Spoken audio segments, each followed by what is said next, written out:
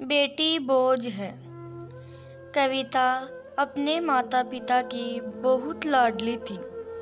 3 बड़े भाइयों की बहन थी। कोई भी चीज मांगने पर उसी वक्त सामने हाजिर हो जाती। पूरे घर में रोब था उसका। पूरे परिवार और नौकरों पर राजकुमारी की तरह हुक्म चलाती थी। कविता स्कूल में भी पूरा रोब था उसका।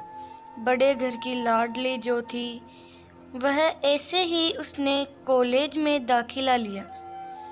उसके ठाट बाट बड़ी गाड़ी में आना जाना, हर दिन नया फैशन देखकर हर कोई उससे दोस्ती करना चाहता था।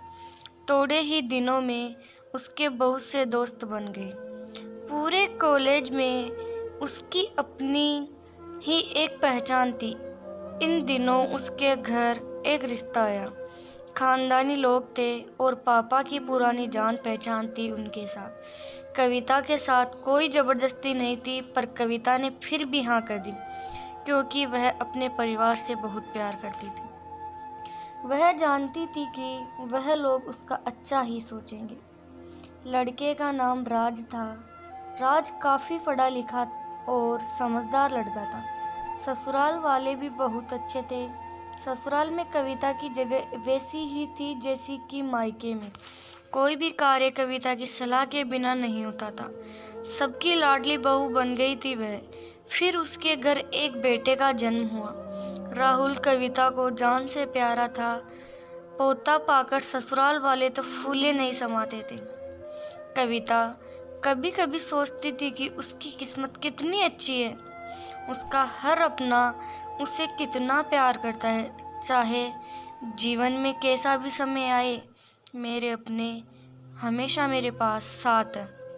मैं कभी अकेली नहीं हो सकती। कितनी खुशकिस्मत हूँ मैं। पर शायद कविता की खुशियों को उसकी अपनी ही नज़र लग गई।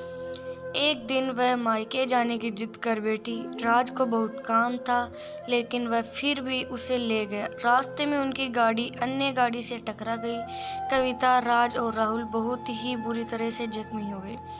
काफ़ी दिनों के इलाज के बाद राज और राहुल तो ठीक हो गए, लेकिन कविता पूरी तरह ठीक नहीं हो सकी। सर पर चोट लगने के कारण वह अपनी आंखों की रोशनी खो बैठी। अब कविता की किस्मत जैसे उल्टे पांव चलने लगी। मायके वाले कुछ दिनों तक उससे मिलने आते रहे, फिर कभी कभार फ़ोन ही करके पूछ लेते थे कि अब कैसी हो। धीरे धीरे ये सिलसिला भी कम हो गया।